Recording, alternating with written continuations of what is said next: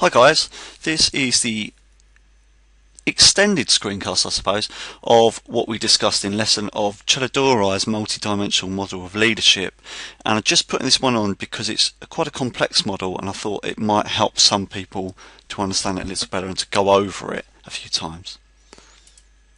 Alright, so as we know, there are three main theories for leadership theory, but this multi-dimensional model of leadership comes in that strand. So if we're talking about analysing leadership theory, you will have to remember to put this model in if it's a 20-mark essay, or contain it within leadership theory somewhere. Now, this is the model as a whole, and when you see it as a whole like this for the first time, it does shock you a little bit because there's a lot going on. So what I'm intending to do is to go through it step by step and hopefully explain with examples where I can. So if we start at the top left, and all the three down the left hand side are what we call characteristics affecting the leader's behaviour, or antecedents. And if we look at the top left, it says situational characteristics. Situational characteristics are environmental conditions. So what is happening in this situation? What is the situation you're in? It could be the type of activity you're doing. Alright, this week we're doing some football. Next week though, we're doing rock climbing. There's a different situation there. How many numbers are in your group? This week I've got 3 kids. Next week I've got 65 and we're going up Beachy Head. That's a different situation. Could also be the time constraints of a match. Alright, one match could last 90 minutes, next match could last 90 minutes plus extra time. And you also have to consider the strength of the opposition within the situation. Alright, next week we're playing a very difficult team, this week an easy team, different situations. If we go down that column, and the next one down says leader characteristics.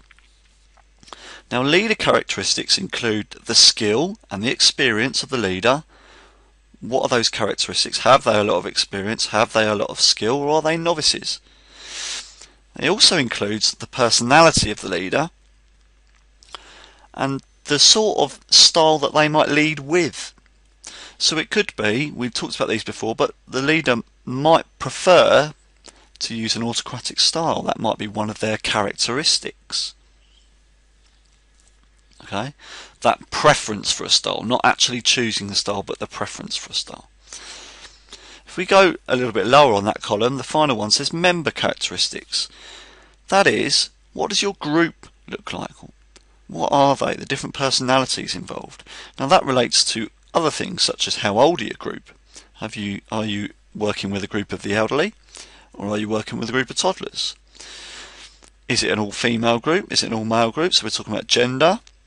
Are they very motivated? Are some motivated? Are others not bothered? That's quite important about characteristics. How competent are they? How good are they at that activity? Have they some experience in that? Alright, so those characteristics will also influence behaviours of the leader. Now if we look along the second column, if we move right a little bit, and this second column down is talking about the type of leader behaviour. So what is the leader going to use? So the top it says required behaviour. That is, the required behaviour means what is actually needed in terms of a leadership style for this purpose. The second one down says actual behaviour. That is, what does that leader actually choose to do? The third one down at the bottom of that column says preferred behaviour. What do the members of that group prefer that leader to lead like? Do they prefer a particular style? So what is the preferred behaviour for that leader? Now if you draw back and look at the model again, and we go back to the top of required behaviour, the required behaviour, if you look at the yellow arrow, is linked to the situational characteristics. For example, the situation could be that you're walking along the side of Beachy Head.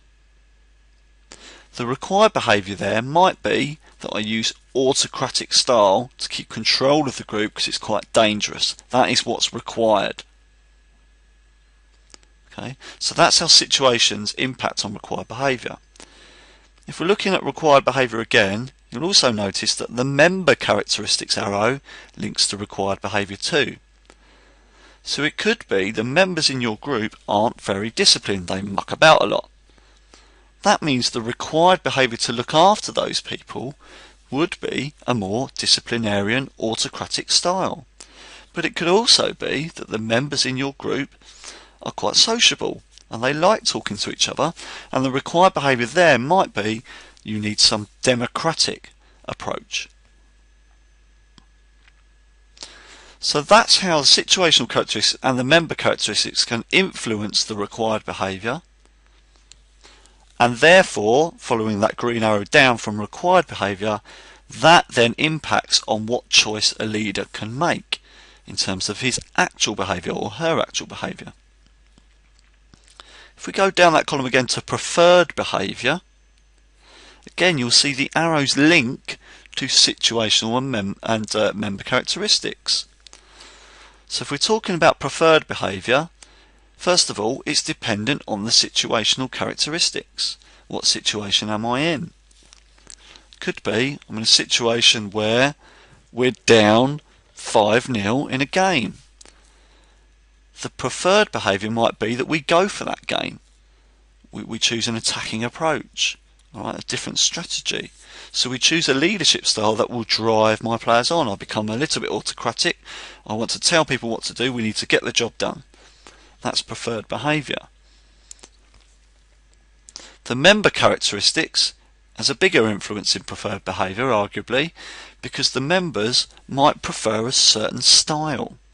Again, going back to that notion of if you've got a very social group, they might prefer you to use a democratic style because they like communicating. They wouldn't prefer if you went in there guns blazing, told them off for talking, etc., etc. Doesn't work out. So the situation and the member characteristics influence the preferred behaviour. And again, that preferred behaviour influences the actual behaviour, what you choose to do as a leader. If you notice in the middle, the actual behaviour is also linked to leader characteristics. And that is because if a leader is a novice or doesn't have very much of experience, that can influence his actual behaviour. It limits the choice.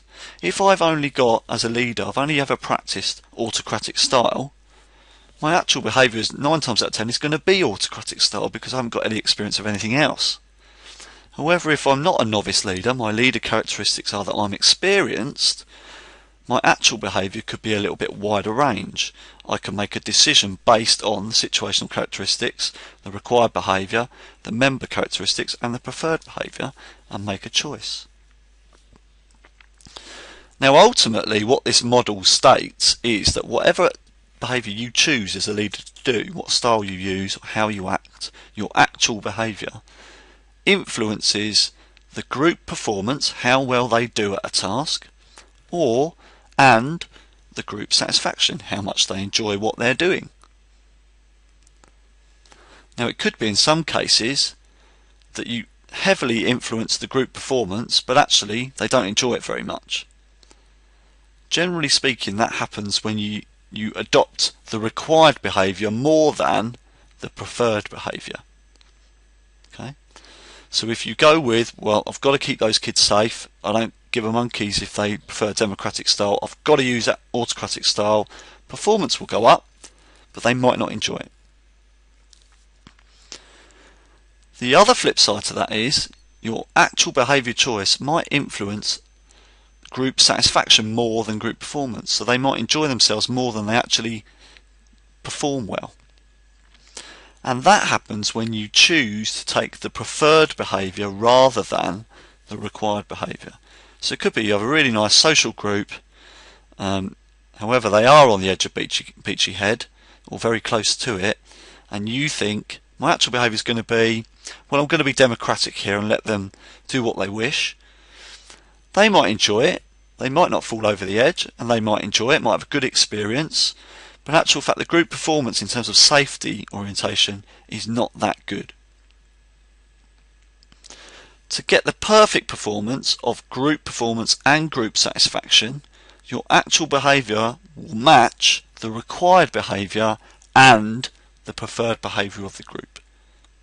So there are 3 ways you can view that model. Alright, once again, go over that very slowly, pause as much as you need to, take it in a bit, and make sure you understand that model. If you have any questions, come and see me with it, and I'll help you as much as I possibly can.